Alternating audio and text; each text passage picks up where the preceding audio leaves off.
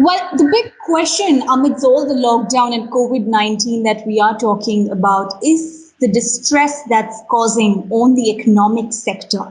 It's not about just one sector, but on completely, India is seeing a downfall with its financial terms. Well, we are joined by the chairman of Srei Infra. We have Hemant with us. Thank you, sir, for joining us. First question to you right away. You know, IMF has hinted a risk of recession being, coming on India, extending to that of 2021. It is being told that this could be as worse as that of the Great Depression. So how do you see the economic state of the country right now? See, I think that the economy all over the world is going to have a dramatic change, and no one is very sure about it, that when the COVID will get arrested, and therefore when the things will start changing again for the better. So at present, everything is in a state of flux, and India is also in the same state. But I think that for India, it is always good news because we have almost 130 crore population. So we will always have a strong domestic demand, which will keep our growth rates on. I don't think that we will be going into a negative growth rate like many of the other countries. We may be at about 1.5% of GDP growth rates, but I think that that is what we should be in a position to maintain. Then definitely the government will have to support industries, will have to encourage the businesses, etc. So therefore, and we have also to be aware about the fact that the government may not be in a position to provide as much of subsidy that the US or Japan and all and many of the developed countries can do to their industries because they have that kind of resources, but we do not have those resources. So the government's first priority has been on, the priorities have been health and food at this juncture, but now it has to move on economy. Right.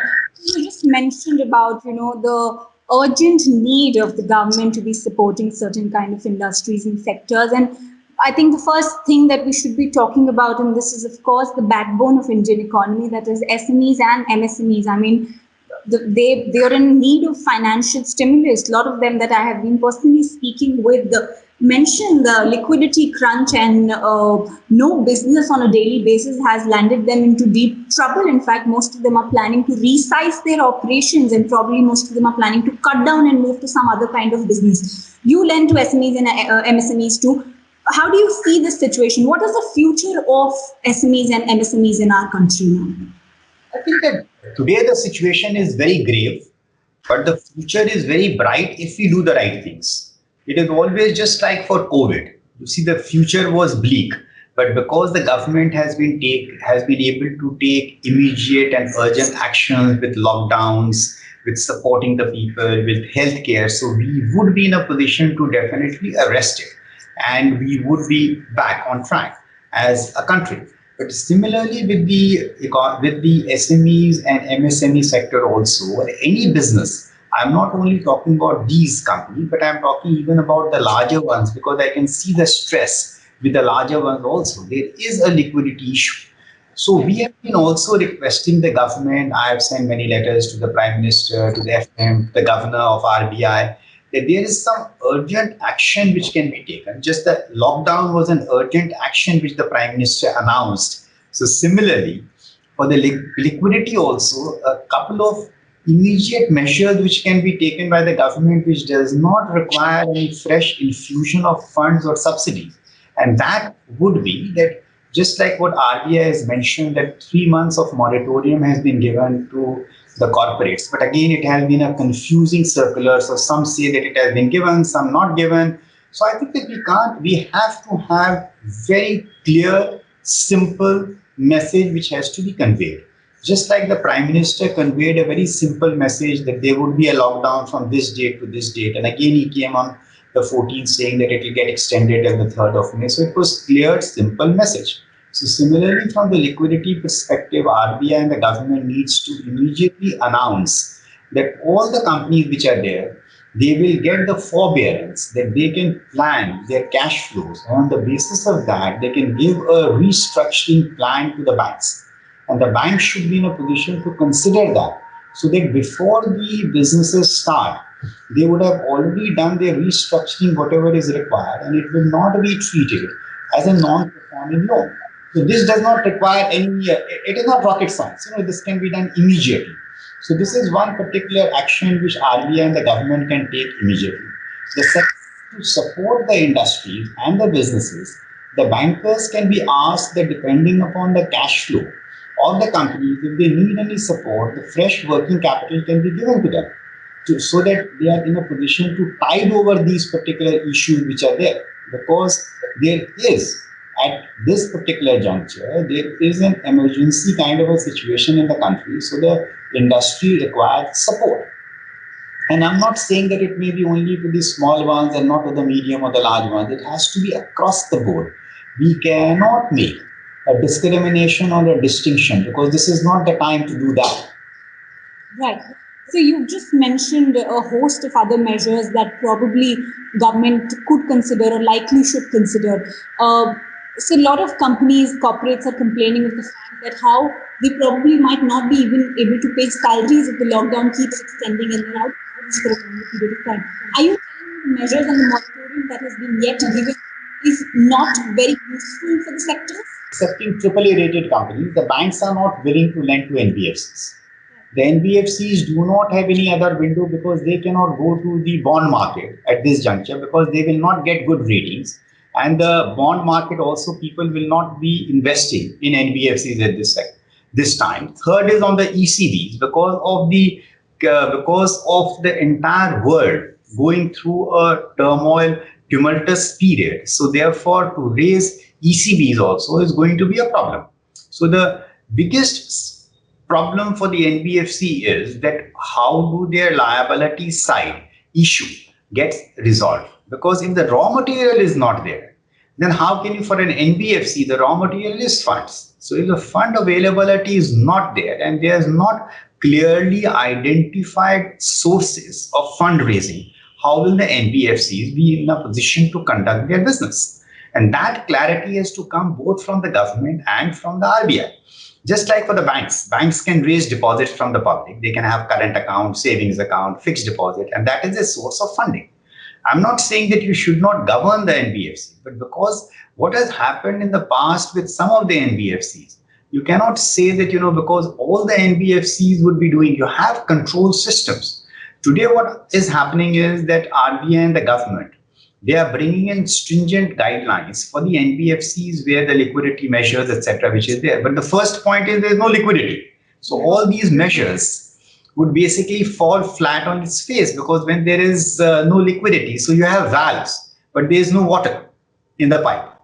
Right. So what would be the function of the valve if there is no water? So first of all, you have to also ensure that there is sufficient water flow. So that liability side has to be addressed. And that is one of the fundamental issues which the NBFCs are facing. And now it will get compounded because the borrowers will face issues.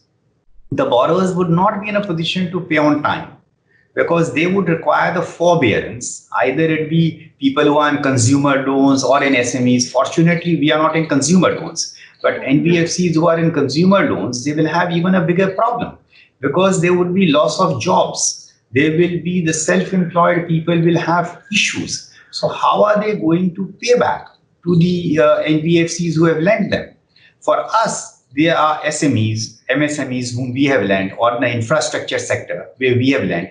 Now, all the infrastructure sector, let's suppose that we have lent to the road projects. In the road project, the toll has stopped. Now, how can we ask the company to make the payment? Because he is having no toll collection because the government has stopped the toll collection. If we have lent to a power plant, the power consumption is not there. So the discoms are not being able to buy the power. So how will that poor guy pay? Similarly, road construction company which is there, we have been speaking to contractors and the contractors are saying that we have the equipment. If the government today starts the job also, our employees have run away. So they have gone back to their hometowns. So how are they going to come back? So the equipments may be lying idle because there will be no person to operate it. You're saying we have resources, raw material, but no manpower. Yeah. So I think that all these things have to be, but it is not that complicated. It may sound to be very complicated, but I think that the solutions are very simple for each sector. First of all, the simplest solution is to see that the liquidity is there in the system, and the liquidity can come in through having a forbearance on Right. certain stringent regulations which can be relaxed. So I think that that is something which is very, very simple. It would be effective. So therefore, it will give respite to people, that people do not have to go through the bankers and to the companies. Otherwise, you'll have spate of bankruptcies. And if all the companies start becoming bankrupt, then the banks and the lending institutions will also become bankrupt. Absolutely. So I think that this may not be a good thing. So this is what the government should do immediately. The second is all the pending payments which the government has been, because it is caught up in disputes and arbitration awards. So therefore, there are crores and crores of amount of money which is lying with the government in all these disputes. So that can be released again. It will come back into the industry.